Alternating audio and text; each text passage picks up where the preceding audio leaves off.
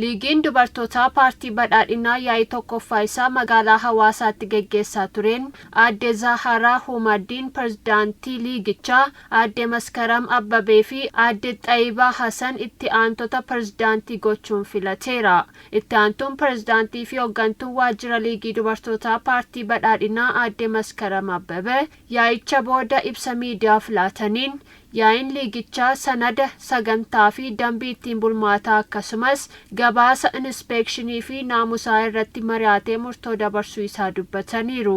Yaa'ichi dhimma nageenyaa ajandaa adda duree taasifatee irratti mari'ateera kan jedhan aadde Maskaram dubartoonni ambaasaaddara nageenyaa ta'uu fi dhaloota qaruu irratti xiyyeeffannaan hojjechuu akka qaban murtoon darbeera jedhaniiru. ሴቶች የሰላም አምባሳደር መሆን አለብን። ከየትኛውም ጽንፈኝነት አስተሳሰብ ወጣን ሴቶቻችንን በማጠናከር dubartoonni ambaasaaddara nageenyaa ta'uu qabna. Ilaalcha finxaalessummaa kamuu keessaa baanee duudhaa waliin jireenyaa keenya cimsuun ambaasaaddara nageenyaa ta'uu qabna. Dhimmi dubartii kamuu nu ilaallata. Kanaafuu dubartootaaf dhaabbachuu qabna. Rakkoo asii fi achitti uumamuu hambisuudhaaf nuti dubartoonni dhaloota qaruu irratti xiyyeeffannaadhaan hojjechuu akka qabnu xiyyeeffannaa laannee mari'anneerra. Walitti bu'iinsa bakka garaagaraatti uumamaniin kutaa hawaasaa miidhamu baraaruuf gocha seera kabachiisuu irratti dubartoonni hirmaannaa taasisuudhaan qaamota badii adda baasanii seeraaf kennuu irratti hojjechuu akka qaban irratti mari'anneerras jedhaniiru. ወንጀለኞች ጽንፈኞች ይህንን ችግር የሚፈጥሩ አካላት ህግ መከበር አለበት ብለን እናምናለን። yakkamtoota qaamotii gocha badii raawwatan irratti olaantummaa seeraa kabajuu qaba jennee amanna. Mootummaan seera kabachiisuuf hojii hojjetu deeggaruu qabna jennee amanna.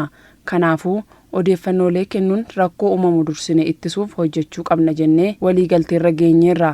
Kanaaf yaa'iin keenya dhimma nageenyaa irratti xiyyeeffannaa addaa laatee mari'atee kallattii kaa'eera.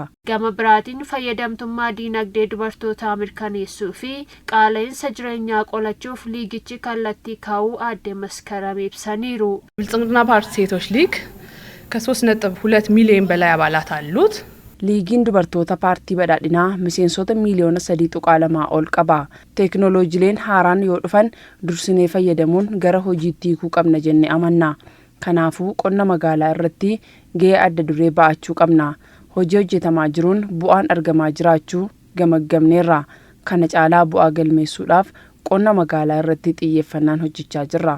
Liigiin dubartootaa paartii badhaadhinaa misooma ashaaraa magariisaa irratti sochii bal'aa taasisaa jiraachuu fi kanas cimsee kan itti fufu ta'uu pirezidaantii itti aantuun ibsanii dubartootaaf carraa hojii uumuu, carraa barnootaa akka argatan taasisuu fi harka qalleeyyii deeggaruudhaaf fuuldura naannolee irratti xiyyeeffannaan kennamee kan hojjetamu ta'us dubbataniiru.